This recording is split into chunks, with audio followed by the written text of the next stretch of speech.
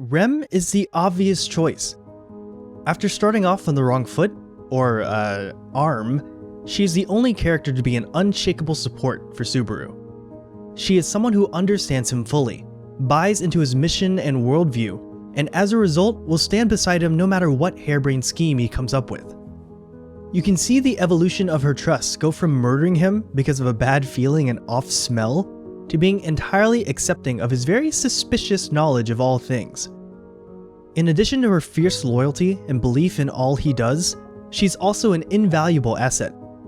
She carries with her a savviness of the world and its culture, something that Subaru desperately needs. She also literally carries something else Subaru needs, a giant heavy dose of firepower. Because it is obvious his strengths do not lie in his strength. No, Subaru's best power, at least currently, has always been his mind. He comes up with the plans, and Rem has always been there to execute on them. It is their tag team duo that leads to their victory over the Four's mobbies, and they strike once again to take down the White Whale once and for all. If that doesn't scream power couple, I don't know what does. When Subaru's mind ends up taking all it can, and he almost reaches the point of no return, who is the one to bring him back from the brink? Rem. It's an infamous episode, but she combats his self-loathing and doubt with her own perspective, which is really the audience's perspective. We learn and get reinforced that she has actual reasons for falling in love with Subaru, not just because the plot demands it. Both we and Rem are able to see Subaru as a whole, taking in the bad, yes, but also the good. His almost unconscious consideration for those around him, unshaking faith in his friends, and fanatical, almost demonic zeal in the face of impossible odds. During Rem's refutation, she says the perfect words to come from any potential partner. If it's too hard for you to walk alone, I'll hold you up. We'll share the burden and support each other as we walk. And when no one else in the world believes in you, when you don't even believe in yourself, I will believe. Like, really, what more could you ask for? However, although Rem may support Subaru 100%, no questions asked, that doesn't make her a mindless plaything. We can tell that she is incredibly perceptive as to when things are going badly, and while it's clear she doesn't always know entirely what's going on, she does whatever is in her power to help. Sometimes this means ditching Subaru for the greater good. Now we know that that didn't entirely work out, but it proves that Rem is not just a slave to his whims. She has actual personality, her own thoughts, emotional baggage, and motivations. We can see that she's incredibly fastidious and a hard worker, most likely overcompensating for her guilt-stricken past. We can see that she is remarkably defensive of all those who have given so much for her, displaying both the fact that rarely will she take acts of kindness for granted, but that they will be backed up with devotion the likes you have never seen. And she obviously has these qualities way before Subaru even comes into the picture. But even with all of her strengths, Rem was still stuck. Her time was stopped, as she put it, the weight of her sister's legacy bolting her in place. It is Subaru who comes along, as if out of a dream, and saves her, physically and mentally. She begins to live for herself, do what she wants to do, instead of trying to live up to her sister's potential. He saves her life, not just her present life, but her future one. Isn't that what couples do? They make each other more. Finally, not to continue returning to episode 18, but it really is the best example of why it just has to be Rem. Here, she's given everything she could ever want, the chance to run off with her hero and the love of her life. She admits that she's fantasized about it before, and adorably prattles on, recalling a fairy tale she's so obviously painstakingly gone over 1,000,000 times. And what does she do with this once-in-a-lifetime opportunity? She rejects it. Because she knows that she would be, in her own words, leaving behind the Subaru-kun that she loved most. I find this self-awareness and ability to make the hard but correct choice to be what Subaru needs most of all. The fact of the matter is, Subaru could not have asked for a better life partner than Rem. Who in their right mind would pass up on someone so steadfastly loyal, immensely kind-hearted, and strong, physically and mentally, as she? That's the case for Rem. Emilia is the obvious choice. Who in their right mind would pass up on someone so fiercely independent, immensely kind-hearted, and strong, magically and mentally, as she? From the very first episode, we're given little snippets into the core of who Emilia really is. She saved Subaru from the three muggers, yes, and that certainly leaves an impression on him. However, the episode is quick to show us what leaves a bigger impression: the existence of the flower clip. Because saving someone from a group of muggers isn't exactly the most surprising thing to do, especially when you've got access to someone as powerful as Puck. Really, it's expected. You'd be kind of a bad person to ignore him. What's not expected is going out of your way while on a time crunch to help a panicked child who's lost their parents. Which happens whether she meets Subaru or not. We can see how pleasantly surprised he is when he notices the clip for the second time, because he's gotten an insight into who Emilia truly is. Mainly the fact that she can't leave well enough alone.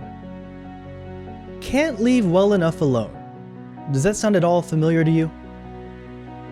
Over the course of the season, and once again reinforced in the Frozen Bonds OVA, we're shown that Emilia is more similar to Subaru than one would think. She chastises him for just showing up to the royal selection uninvited, and yeah, I admit, that was pretty stupid. But we also see that despite the villagers' near hatred and distrust of her, she can't bring herself to not at least try and warn them about the impending invasion.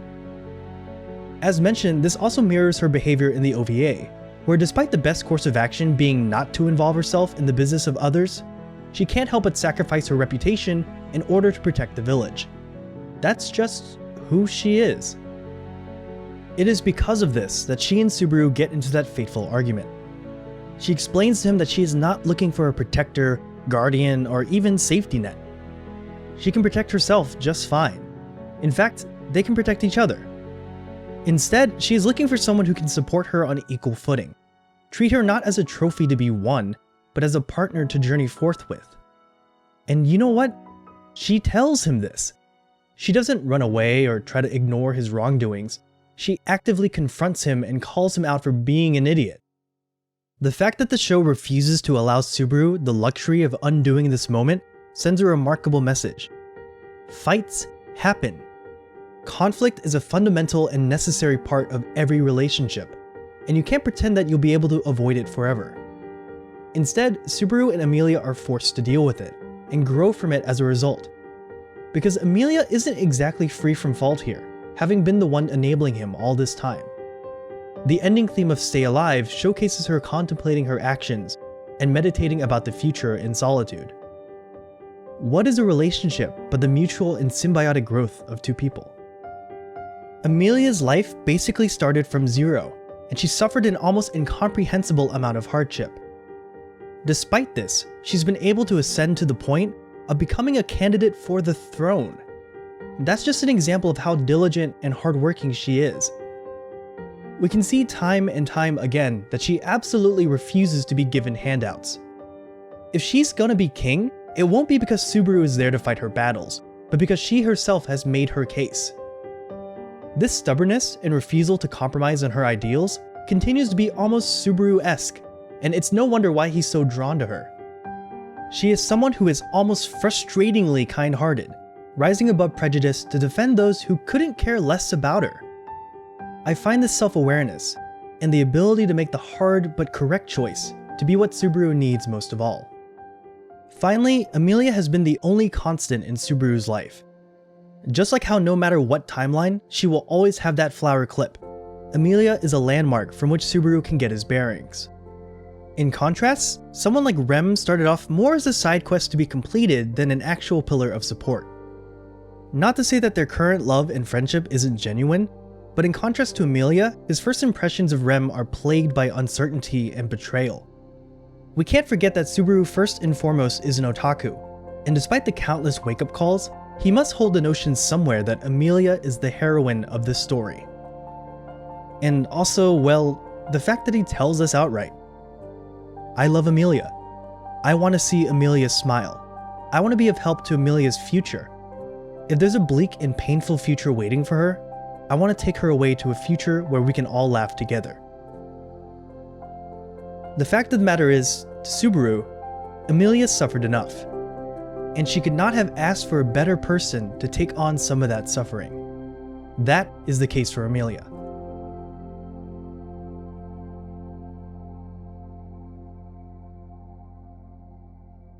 Thanks for watching. This is a more fun video that I had in mind, and I hope I did it justice. I tried to do my due diligence in presenting the best steelman arguments for both Rem and Emilia, and avoided negative attacks as much as possible. But the next step is yours. Tell me in the comments who you think has the better argument.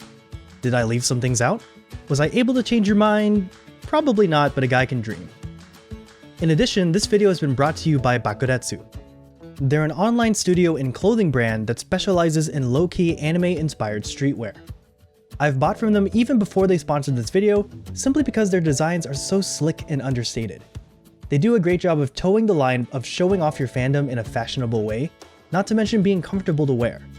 The first 100 people to use the code Kamimashita at checkout can see for themselves and get $3 off their first order. If you liked the video, please click the like button. It's the best way to support the channel and tells YouTube that this is a video worth watching. Subscribe to the channel to get updates when I upload, and if you want to support me even further, you can donate to my Patreon.